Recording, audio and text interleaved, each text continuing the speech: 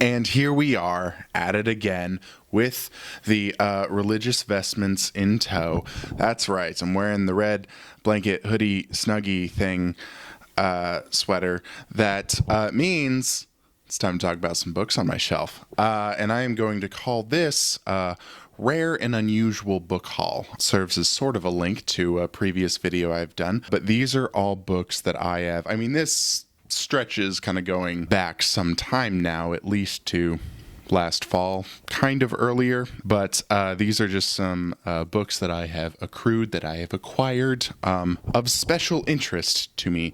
So without further ado, let's get into it. First book in this haul, this is actually, I got this sort of the longest time ago, if I could get the glare off of the book. Or I should say it's the one that I physically got the longest time ago. That'll make sense on the next book. This is Plus by Joseph McElroy. But I got this all the way back in October at the, there was like a rare and antique book fair at Union Station in downtown LA. And apparently it's a yearly thing. So I'm looking forward to going back to it this next year. And there were sellers kind of from all over the West Coast. I think, Washington, Oregon, obviously a ton. There's a decent amount of rare book sellers in the LA area alone, but I mean, they were coming from as far as, I think, Colorado and Utah. And I was looking through, I literally went through like every book stall, and this was the last or second to last book stall that I got to that I found this book at. And it was one of the two books that I was most hoping to find. The other book that I was most hoping to find is actually the last book in this video, though we'll obviously get to that. I did not find it at this book fair. I found it somewhere else. But this was like $100 cheaper than, anything listed online or any online listing of this book. And it's a first edition. It's actually a review copy. It's got even, goodbye bookmark.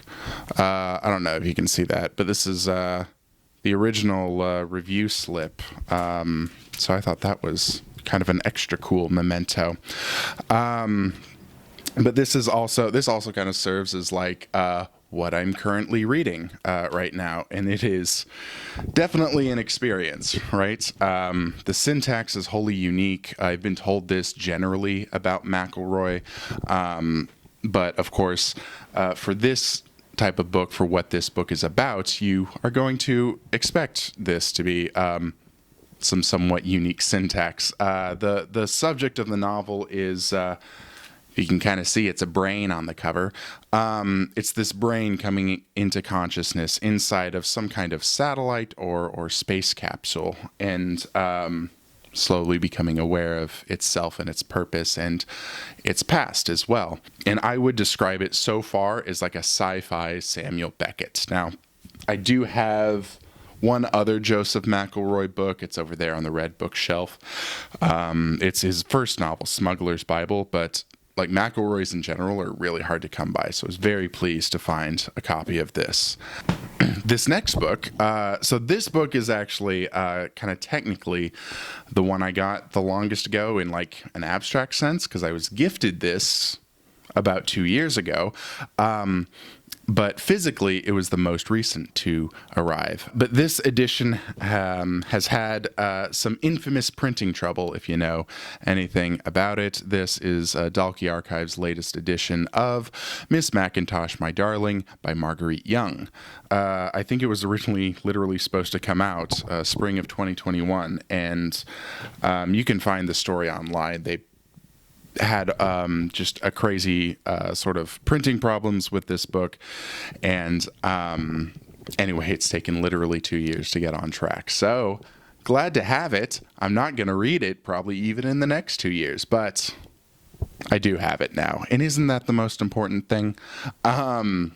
But this book also serves as like a link to my original rare and unusual books on my shelf video that I did, in which I debuted the red blanket hoodie snuggie sweater thing.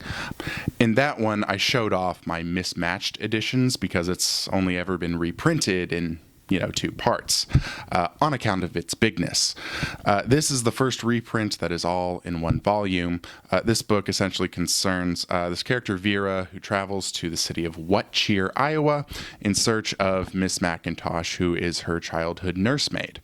And it's kind of a novel about dreams and illusions and dreams within dreams and illusions within illusions. It's described as kind of a journey or a search for reality. Anyway, it's impossible to sum up. I'm not going to try.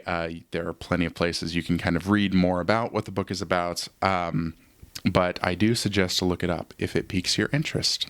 These next two books, or sets of books, I guess, are just kind of interesting finds that I found. They're not really especially rare in themselves, but they are interesting finds.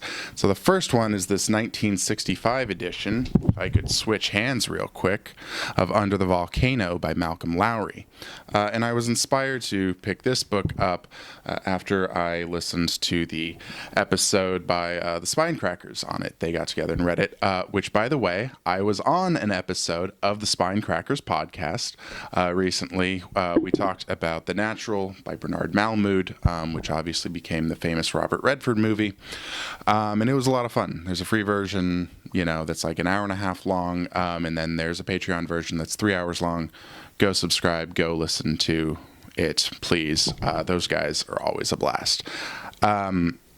But yeah, their episode convinced me to want to pick a copy up of my own. I think Gabe actually said it's one of his favorite books of all time. Like, it's up there with Moby Dick. This book is about an alcoholic British consul who lives in Mexico, and it takes place on the Day of the Dead, 1938, and follows this guy as he just gets drunker and drunker throughout the day in what is apparently just a tragically sad but brilliantly rendered way. So, excited to kind of dig into that, hopefully sooner rather than later. This next book, or this next kind of set of books, is a trilogy. And I am a pretty big William Faulkner fan. I've read about 8 books of his in the past, but I've never read any of these. So here we go. I'll kind of give you a nice rotation of it. This is the Snopes trilogy. And this trilogy takes place, as many of his books do, in Yoknapatawpha County. And I believe the patriarch Ab Snopes first appears in a book which I have read called The Unvanquished, but he's a very, very minor character in it. This series is also famous for containing the short story Barn Burning, which half of all American children have been forced to read at some point, and 10% actually did read. Like a lot of Faulkner books, it's exploring and skewering how the myth of the lost cause continued to animate the South long after slavery was abolished. I found these, they're really nice, kind of well kept. They came from a library sale. I went to the Malaga Cove library sale, which they have kind of every month, and they have some really nice just stuff over there. They're over in Ranchos Palos Verdes, which is a bit of a spiffier part of town. It's a really interesting kind of isolated, unique part of LA County. So the trip over there was at least as much fun as, finding that trilogy, which was all told together, it was $9. And the Under the Volcano was $7, $8. So 2 really good finds there. This next book is a bit of a sentimental favorite. It's one of my favorite books of all time, and this is To the White Sea by James Dickey. This is one of only 2 novels that he wrote in his lifetime.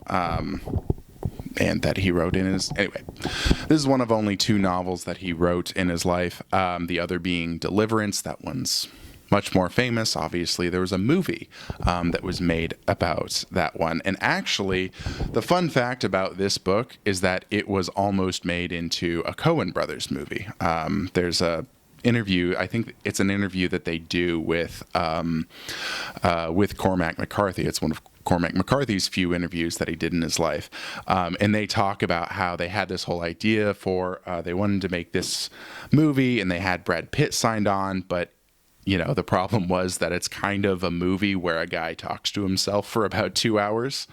The plot of it is that a tail gunner in a bomber jet during the Americans' firebombing of Tokyo, he gets shot down. And it's actually like right before kind of the main firebombing comes. And so he gets shot down and he just has to survive, without any contact with kind of his American superiors. And this guy is from Alaska. And so he has it in his head that the only way he's going to survive is if he can get up north to Hokkaido, the northern island of Japan. And he thinks if he can get there, then he can out-survive just, whatever's up there. And so it's just a fascinating, just page-by-page novel. It was one of these, it's one of the novels that's like most surprised me ever in my life. And so for that reason, I hold it very dear. This was, I don't know if I mentioned, this was a signed first edition, which it's a couple pen strokes, and that's not like, is that really worth it? But I mean, it's a nice little memento that I like to have, knowing it's going to pass through James Dickey's hands. And finally, the coup de grace. This is my favorite acquisition that I've made in the past however many months. This right here is The Devil to Pay in the Backlands by João Guimarães Rosa. And this is considered to be kind of the Brazilian Ulysses, or the great modernist masterpiece of Brazilian literature. Originally written in the 50s, it was only translated, it's only been translated once in 1963 into English, and has not been translated since, though there are attempts underway. It is about a guy who is like an outlaw, kind of a warlord of the backcountry, of the Brazilian backcountry, of the Sertão. And he regales the reader with tales of his life for, like 500 to 600 pages, the culmination of which is this deal that he makes with someone who might be the devil, in order to take down his arch rival.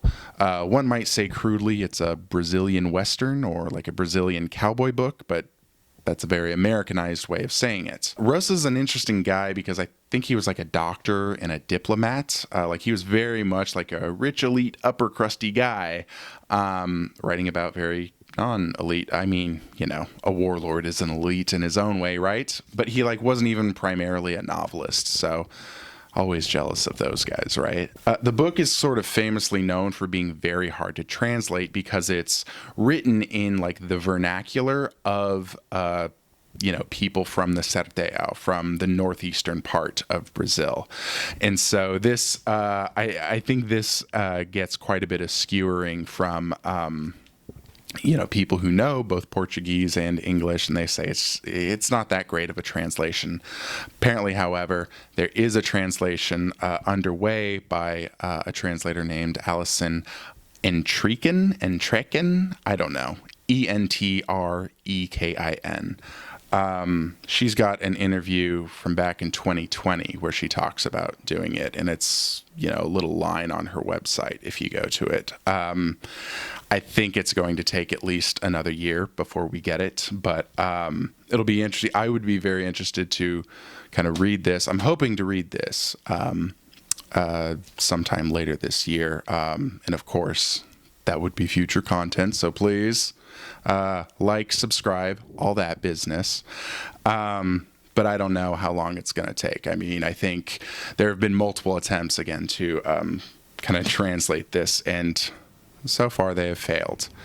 But yeah, thank you for watching. Those are sort of 6 books that I've gotten recently.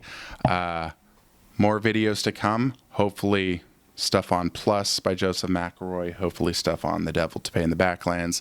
I'm about to start Divine Days by Leon Forrest. So much more to come. Thanks for watching. Hope you have a good day.